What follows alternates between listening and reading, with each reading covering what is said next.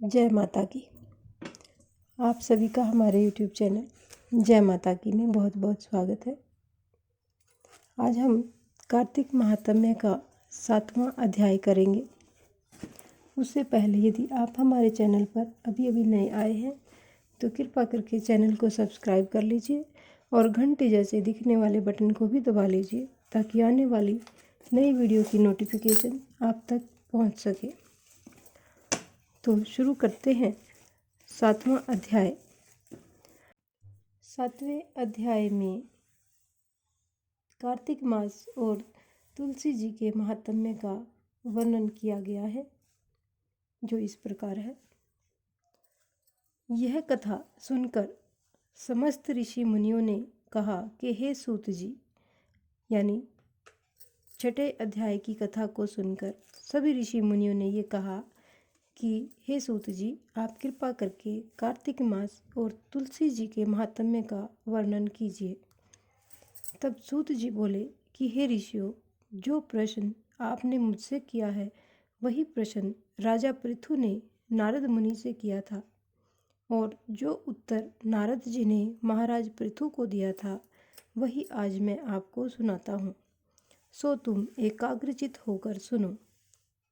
एक दिन राजा पृथु ने श्री नारद जी से पूछा कि हे देवर्षि, भगवान जी को तुलसी इतनी प्यारी क्यों है?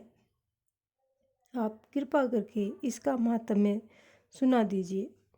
राजा पृथु की बात सुनकर देवर्षि नारद बोले, एक समय देवराज इंद्र बहुत से देवताओं तथा अप्सराओं सहित देवों के देव श्री महादेव जी के दर्शनों को कैलाश पर्वत पर गए। जब वे कैलाश पर्वत पर पहुँचे तो उन्होंने भारी आकार तथा भयंकर नेत्रों वाले एक पुरुष को देखा। तब इंद्र ने उनसे पूछा कि तू कौन है और शिव जी कहाँ है? इंद्र के कई बार पूछने पर भी उसने कोई उत्तर नहीं दिया तो इंद्र को बड़ा क्रोध आया। क्रोध करके इंद्र ने अपना वज्र उसके कंठ पर मारा, जिससे उसका कंठ नीला हो गया, परंतु साथ ही इंद्र का वज्र भी भस्म हो गया।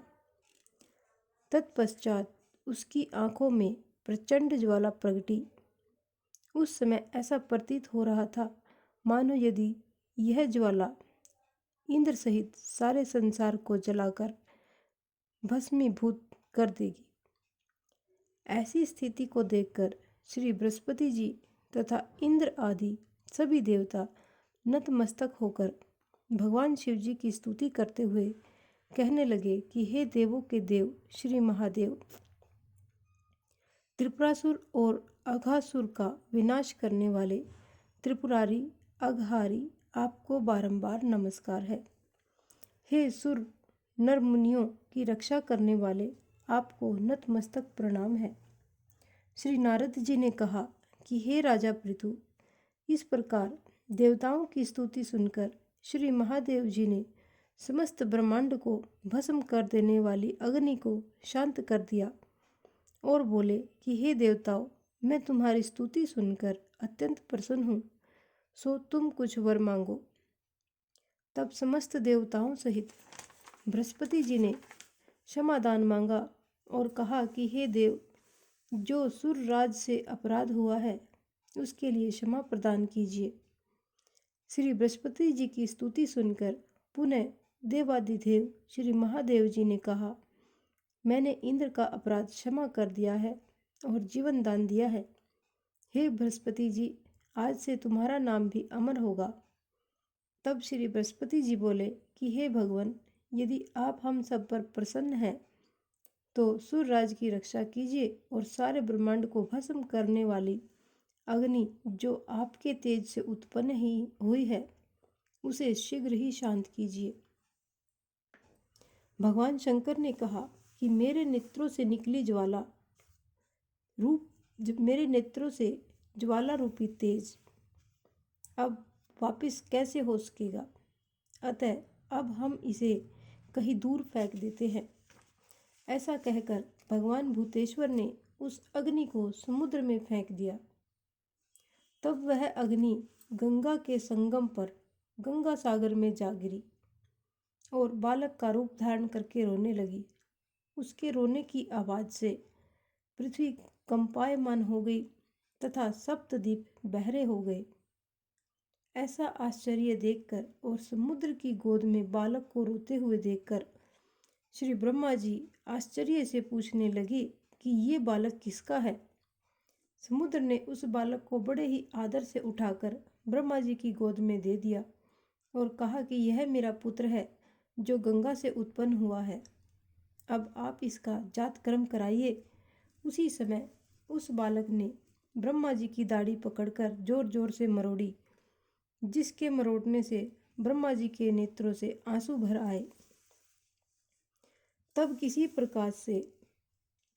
प्रकार से ब्रह्मा जी ने अपनी दाढ़ी को छुड़वाया और कहा, इसने हमारी आंखों से जल निकाला है, इसलिए इसका नाम जलंधर होगा और यह शिव जी के अतिरिक्त संसार में और किसी के भी हाथ से नहीं मारा जाएगा। इसका कारण यह है कि यह शिव जी के अंश से उत्पन्न हुआ है। यह सुनते ही वह बालक युवा हो गया। तब ब्रह्मा जी ने शुक्राचार्य को बुलाकर उसका राज्याभिषेक करवाया और ब्रह्मा जी भी अंतर्ध्यान हो गए। सिंधुराज ने कालनेमी की पुत्री वृंदा के साथ जलंधर का विवाह कर दिया। वृंदा अति सुंदर थी और सारे ब्रह्मांड में प्रथम सती और पतिव्रता थी। परम सुंदर पत्नी पाकर जलंधर बहुत प्रसन्न हुआ और आनंद से जीवन व्यतीत करने लगा। जब जलंधर घर में आता तो वृंदा स्वयं अपने हाथों से पंखा झलती, पाद्य अर्घ और आचमन अर्पण करती। इस प्रकार वह अपने पति को नारायण समझकर उसकी सेवा किया करती थी। नारद जी बोले कि हे राजन, अब मैं पवित्रता स्त्रियों के कुछ लक्षण सुनाता हूँ। पतिव्रता स्त्री अपने पति के दुख में दुखी और पति के सुख में सुखी रहती है। पति के परदेश जाने पर विरह वेदना का अथाह दुख सहन करती है और पति के मर जाने पर पतिव्रता स्त्री पति के साथ सती हो जाती है। अपने पति के पाप पुण्य में आधे की भागीदार होती है, इसलिए स्त्री अर्धांगिनी कहलाती है। जो स्त्री अपने पति के साथ सती हो जाती है वह 3.5 करोड़ रोमों के अनुसार 3.5 करोड़ वर्ष तक अपने पति के साथ स्वर्ग में वास करती है। जो स्त्री शमशान भूमि तक जितने कदम उठाकर जाती है उसको एक एक कदम पर एक एक यज्ञ का पुण्य फल प्राप्त होता है। ऐसी स्त्री अपने माता पिता और पति इन तीनों कुलों को पवित्र कर देती है। जिस प्रकार सपेरा सर्प को बिल से बाहर निकाल लेता है, ठीक उसी प्रकार से पतिव्रता स्त्री नारी अपने पति को नरक से निकाल लेती है। इसलिए पतिव्रता स्त्री द्वारा पति के साथ सती हो जाने को परम धर्म माना गया है।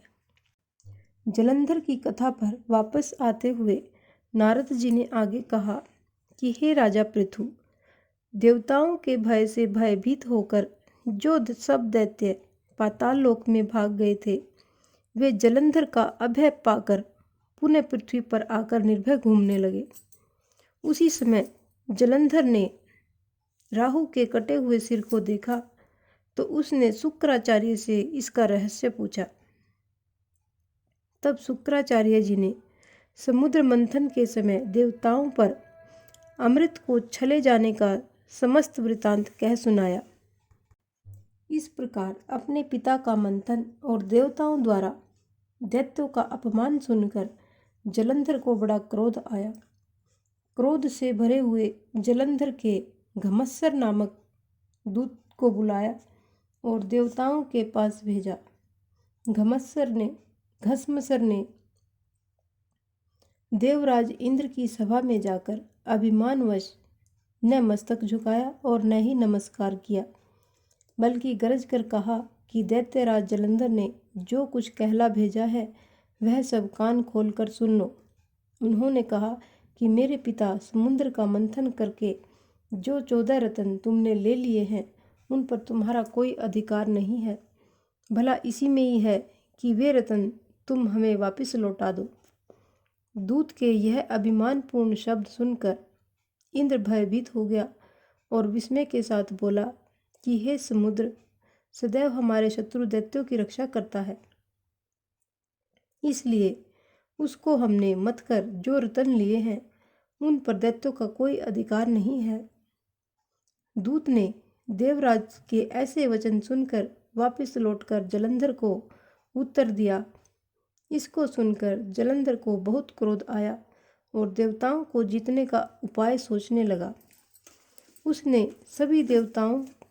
सभी दिशाओं में दूत भेजकर और पाताल में संदेश देकर समस्त दैत्यों को बुला लिया और शुंभ और निशुंभ को दैत्य दल का सेनापति बना दिया।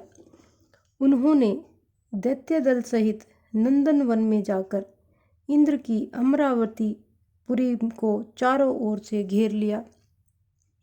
तब देवराज इंद्र की आज्ञा से देवता भी युद्ध के लिए तैयार होकर मैदान में आ डटे। अनेक प्रकार के शस्त्रों से दैत्यों और देवताओं में युद्ध आरंभ हो गया। दोनों पक्ष एक दूसरे को मार मार कर गिराने लगे। सब ओर रक्त की धारा बहने लगी। मर कर गिरे हुए हाथियों और घोड़ों से पृथ्वी भर गई।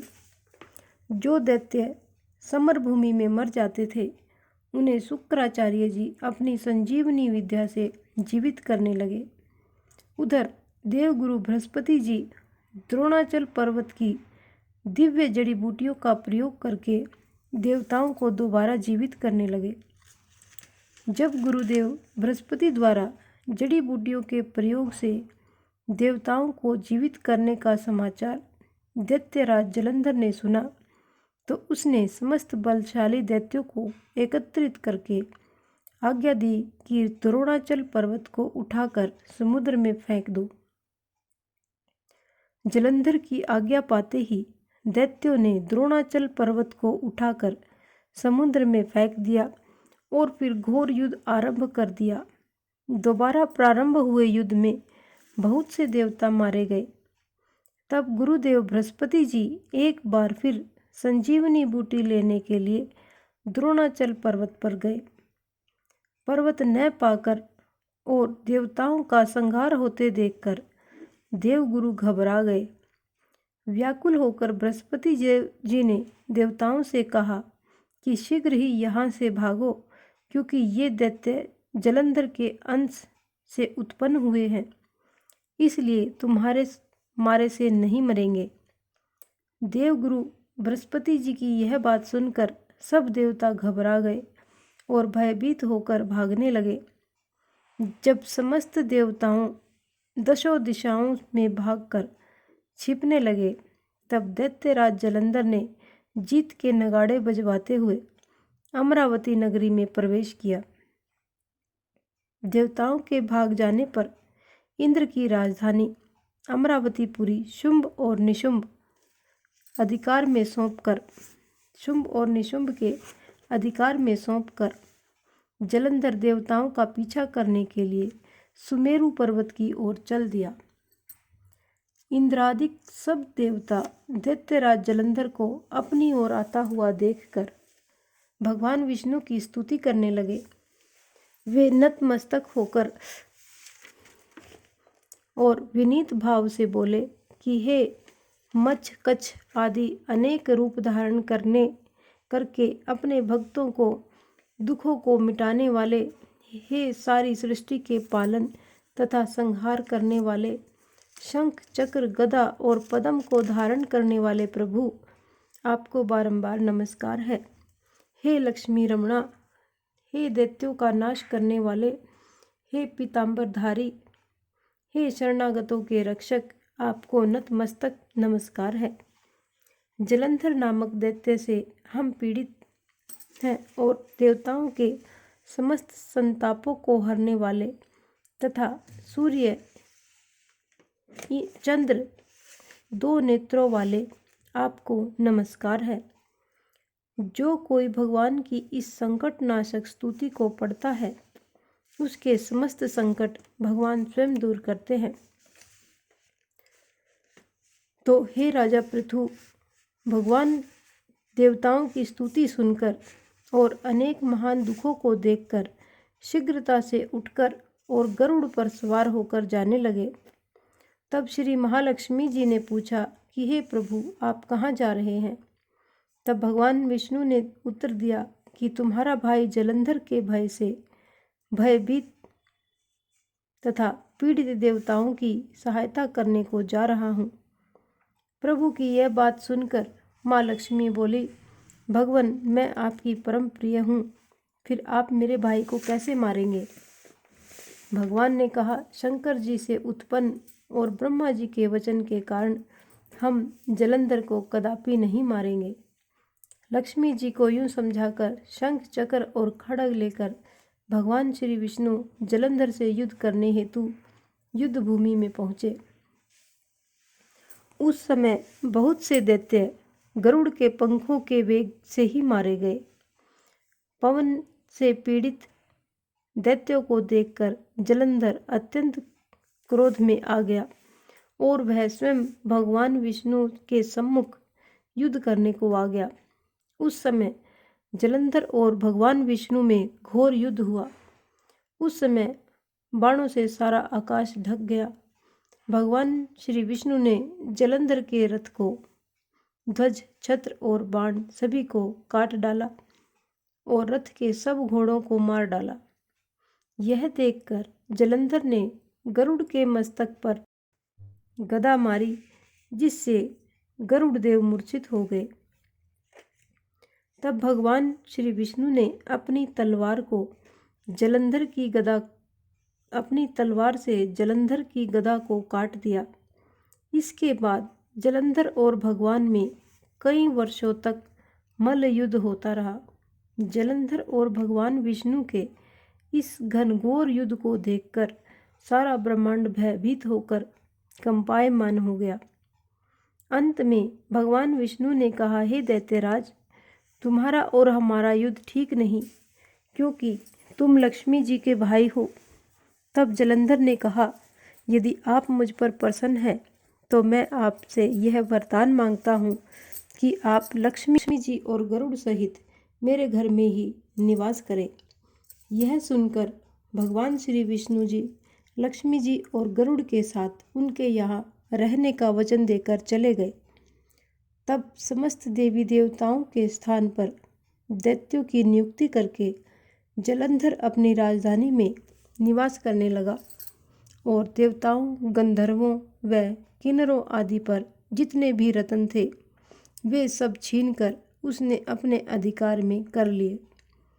निशुंभ को शासन करने के लिए पाताल में भेज दिया। वहां पहुंचकर निशुंभ ने शेष आदि नागों को वश में कर लिया। इस प्रकार जलंधर देव, यक्ष, किन्नर, गंधर्व और मनुष्य सबको अपनी प्रजा बनाकर पुत्र के समान तथा धर्म की नीति से उनका पालन करते हुए त्रिलोकी पर शासन करने लगा। यह कथा सुनकर नारद जी ने कहा कि हे राजा पृथु, एक समय भगवान का दर्शन करने तथा जलंधर का वैभव देखने के लिए हम भी उनकी राजधानी में गए थे। इस प्रकार ये कार्तिक महात्म्य का 7वां अध्याय यहीं पर संपन्न होता है। अगले अध्याय यानी 8वें अध्याय में आगे की कथा को सुनेंगे। और यदि आपको हमारी ये कथा पसंद आई तो कृपा करके चैनल को लाइक करें, सब्सक्राइब करें और अपने मित्रों और प्रियजनों में आगे भी शेयर करते रहें। जय माता की।